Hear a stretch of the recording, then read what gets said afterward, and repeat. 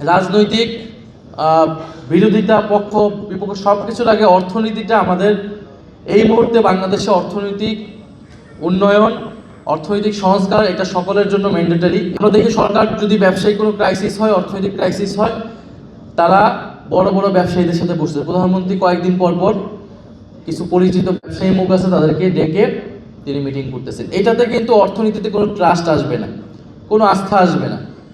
ফলে এসএমইর ভয়েসটা যাতে ন্যাশনালি আসে সেইটা আমাদের চিন্তাভাবনা করা উচিত।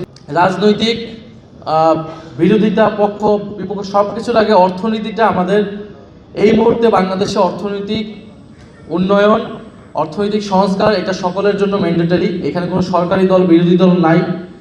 আমরা এই জায়গায় একসাথে সরকারের সাথেও আমাদের এই জায়গাতে কাজ করতে কোনো অসুবিধা নেই। এই দেশে একজন তরুণ একটা কিছু উদ্যোগ গ্রহণ করবে, এটা তার জন্য সবচেয়ে চ্যালেঞ্জিং একটা জায়গা।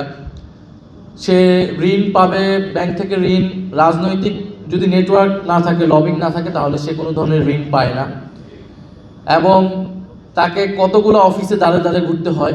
আমরা ওয়ান স্টপ সার্ভিসের কথা বলতেছি। ওয়ান স্টপ সার্ভিস আমরা বিদেশি যারা বিনিয়োগ করবে তাদের জন্য আমরা বলতেছি, কিন্তু দেশের যারা, আমাদের তো উপজেলা ভিত্তিক হচ্ছে ওয়ান স্টপ সার্ভিস এরকম তৈরি করা উচিত, যে একটা জেলা উপজেলায় যদি একজন এসএমই বা তরুণ উদ্যোক্তা সে কোথায় যাবে, সে কেন 10টা অফিস তাকে যাইতে হবে। আমি যদি আমার প্রত্যেকটা উপজেলায় উদ্যোক্তাদের জন্য ওয়ান স্টপ সার্ভিস তৈরি করা উচিত। শুধু বিদেশি বিনিয়োগের জন্য বিডা ব্যবসা তারা ওয়ান স্টপ সার্ভিস করবে। ফলে এই যে তরুণদের হয়রানি এবং বাজারে যে সে টিকতে পারে না, তাকে বড় ব্যবসায়ীরা নানা ধরনের হয়রানি করে।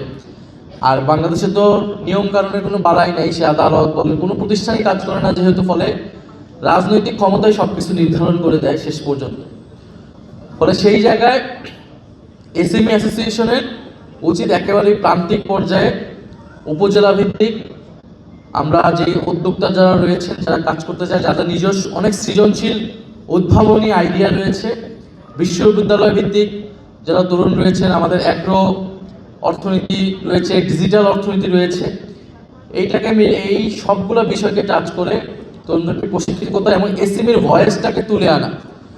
ফলে এটার একটা সিস্টেমেটিক ব্যবস্থা আমাদের করতে হবে, যাতে ব্যাংকগুলোতে গেলে বা যেখান থেকে আমরা ঋণ বা সরকারি সুযোগ সুবিধাগুলো আমরা পেতে পারি, এসএমই পেতে পারে, সেটা যাতে না হয়।